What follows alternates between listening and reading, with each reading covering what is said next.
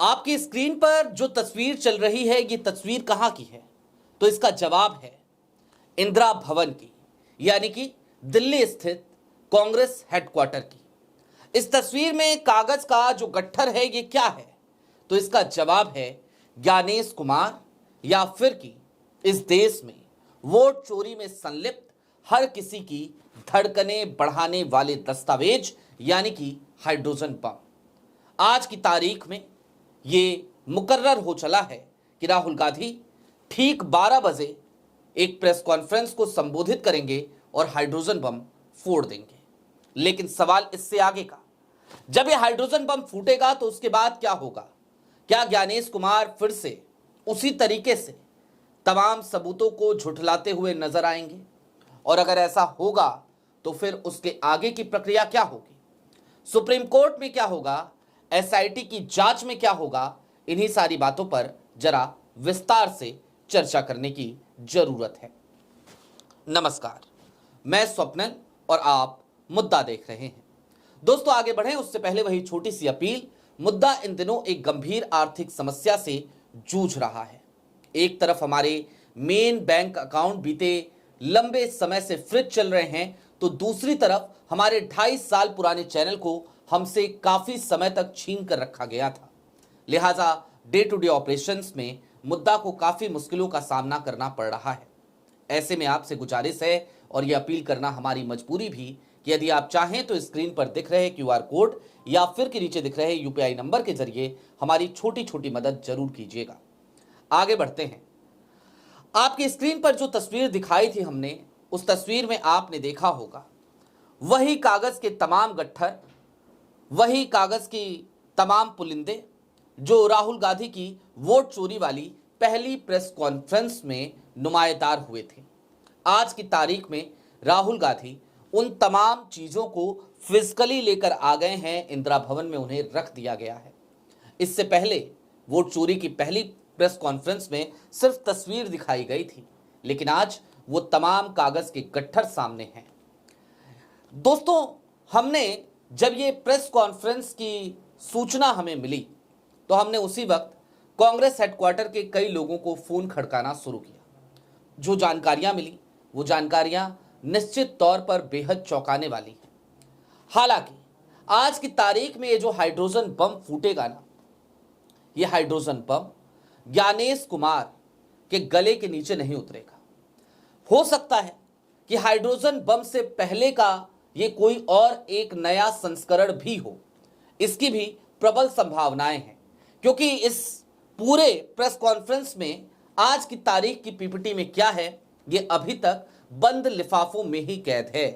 Congress headquarter के भी कई लोगों को इस बाबत कोई जानकारी नहीं है।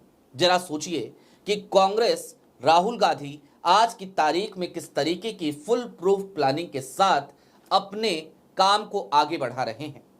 यहां तक कि जो एक डिपार्टमेंट है ना, ईगल, उस डिपार्टमेंट के भी एक सदस्य से हमने बात करने की कोशिश करी तो उन्होंने किसी दूसरे सदस्य का नाम लिया और कहा उन्हें इस बारे में जरूर जानकारी होगी क्योंकि वही सारी चीजें संभालते हैं। निश्चित तौर पर ऐसे में ये बात कही जा सकती है कि कुल मिलाकर आज की तारीख की पीसी या तो राहुल गांधी को पता है या फिर कि उनके भरोसे के चंद लोगों को। और इस प्रेस कॉन्फ्रेंस में आज जो कुछ भी होगा उसके बाद जिम्मेदारी इस देश की न्यायपालिका की भी बढ़ेगी और जिम्मेदारी इस देश की कानून व्यवस्था की भी, प्रशासन की भी। मैं प्रशासन और कानून व्यवस्था की बात क्यों कर रहा हूं? जाहिर सी बात है, कर्नाटका में एसआईटी की जांच चल रही है, लेकिन विपक्ष की अन्य राज्यों में जहां जहां सरकारें हैं, अब उनके ऊपर भी ये नैतिक दबाव तो होगा ही कि वो कमोबेश अपनी अपनी सरकारों के अंतर्गत वहां पर हुए पुराने चुनावों में इस तरीके की धांधली हुई हो तो उसे खोज कर निकालें और जिम्मेदार लोगों तक वो कानून के शिकंजे को पहुंचाएं। निश्चित तौर पर आज की तारीख में एक माइलस्टोन राहुल गांधी सेट करते हुए नजर आएंगे, लेकिन सवाल अभी फिर से वहीं आकर खड़ा हो जाता है। राहुल गांधी ने जब पहली वोट चोरी की प्रेस कॉन्फ्रेंस करी थी तो प्रेस कॉन्फ्रेंस अभी चल ही रही थी, तभी कर्नाटका सीईओ की तरफ से, यानी कि कर्नाटका के राज्य निर्वाचन आयोग की तरफ से मुख्य निर्वाचन अधिकारी की तरफ से कर्नाटका के एक चिट्ठी जारी कर दी गई और सीधे तौर पर राहुल गांधी से एफिडेविट मांगा गया। उसके बाद हद ही हो गई। रविवार के दिन मुख्य चुनाव आयुक्त यानी कि ज्ञानेश कुमार वो अवतरित होते हैं, प्रेस कॉन्फ्रेंस करते हैं और अपनी प्रेस कॉन्फ्रेंस में वो सीधे तौर पर यही कहते हैं कि कोई विकल्प नहीं है, या तो माफी मांगनी पड़ेगी या एफिडेविट देना पड़ेगा। हालांकि राहुल गांधी सीधे तौर पर जब दूसरी प्रेस कॉन्फ्रेंस करते हैं तो वो सीधे तौर पर ऐलान कर देते हैं कि देखिए, मैंने संविधान की शपथ ली है, मुझे किसी और शपथ की कोई जरूरत नहीं है और संविधान की शपथ लेकर अगर मैं कोई बात कह रहा हूं तो मैं तो वही कह रहा हूं जो आपके दस्तावेजों के फाइंडिंग्स हमारे पास आए हैं, यानी कि दस्तावेज आपके हैं, हमने तो सिर्फ उसमें से तमाम सबूत ही निकाले हैं।